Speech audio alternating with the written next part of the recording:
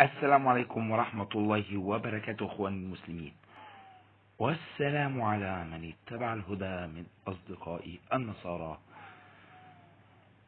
سؤال حير كل القساوسة، اقسم برب العرش العظيم. سؤال حير قساوسة الدنيا كلها ومفيش اي اجابة.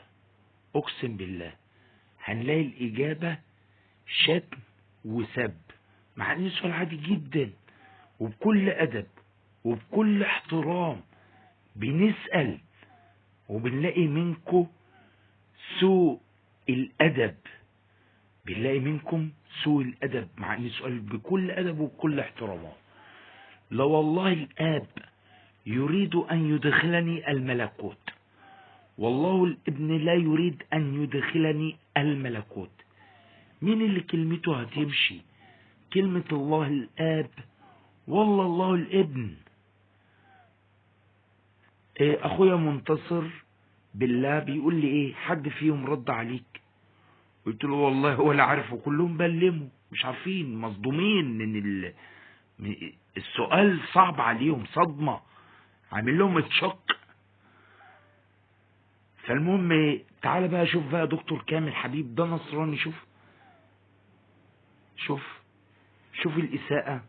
ده مسلم اسمه النكاح في رسول الله عليه الصلاة والسلام. شوف دخل يسأل إلى الرسول عليه الصلاة والسلام مع ان السؤال عادي جدا، مفيش فيه إساءة، والله بنستفهم عايزين نعرف.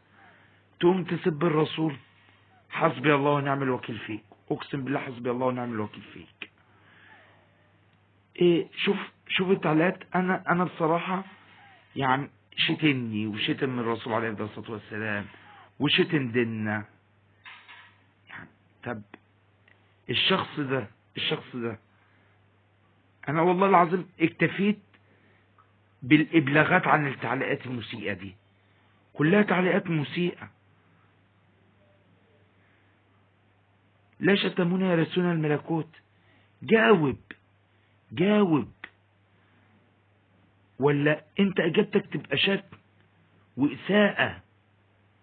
حسبي الله ونعم الوكيل فيك، حسبي الله ونعم الوكيل فيك. فوضت امري الى الله، والسلام على من اتبع الهدى.